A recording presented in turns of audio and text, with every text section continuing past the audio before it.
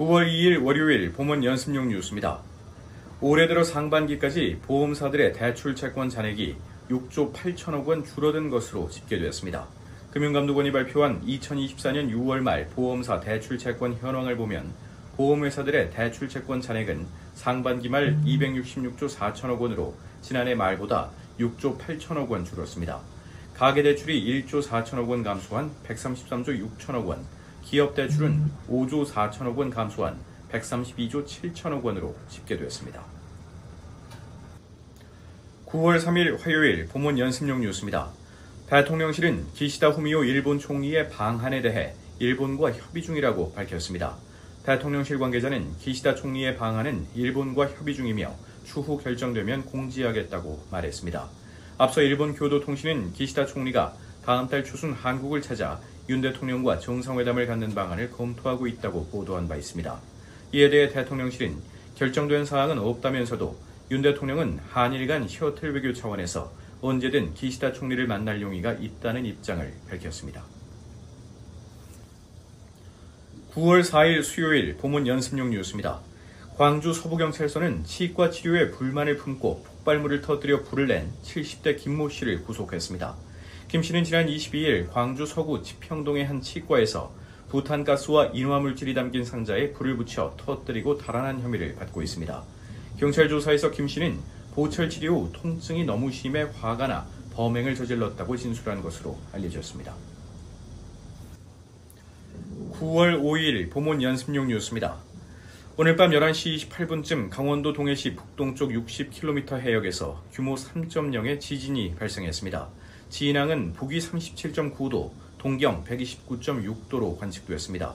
계기 진도는 강원 일부 지역에서 건물 위층에 있는 소수의 사람이 진동을 느낄 만한 이 수준으로 파악됐고, 지진을 느꼈다는 신고는 강원 동해시에서 한 건 접수됐습니다. 기상청은 지진 피해는 없을 것이라고 내다보았습니다. 9월 6일 금요일 보문 연습용 뉴스입니다. 중동 확전 우려 속에 이집트 카이로에서 열린 가자지구 휴전 협상이 별다른 성과 없이 종료되었습니다. 로이터 통신은 이집트 소식통들을 인용해 협상 당사자인 이스라엘과 하마스가 중재국들이 제시한 타협안에 동의하지 않았다고 전했습니다. 이스라엘과 하마스는 미국, 이집트, 카타르의 중재로 현지 시간 24일부터 이틀간 카이로에서 휴전 협상을 벌여왔습니다. 9월 7일 토요일 보문 연습용 뉴스입니다.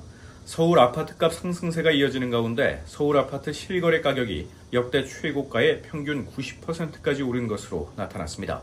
부동산 R114가 올해 7월에서 8월 계약된 서울 아파트의 실거래가를 분석한 결과 집값이 오르던 지난 2021년 이후 동일단지, 동일주택형의 직전 최고가와 비교해 평균 90%까지 매매가를 회복한 것으로 집계됐습니다.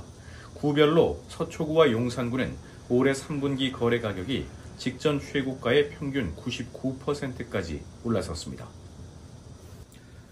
9월 8일 일요일 보문 연습용 뉴스입니다. 정부와 가계가 진 빚이 최근 큰 폭으로 늘면서 올해 2분기 말 처음 3천조 원을 넘어선 것으로 나타났습니다. 기획재정부와 한국은행에 따르면 올해 2분기 말 국가 채무와 가계빚은 지난해 명목 GDP 2,401조 원의 127% 수준인 총 3,042조 원을 기록, 처음 3천조 원을 넘었습니다. 2분기에 늘어난 빚은 44조 원으로 코로나19가 절정이던 지난 2021년 3분기 이후 2년 9개월 만에 가장 큰 폭의 증가세를 보였습니다.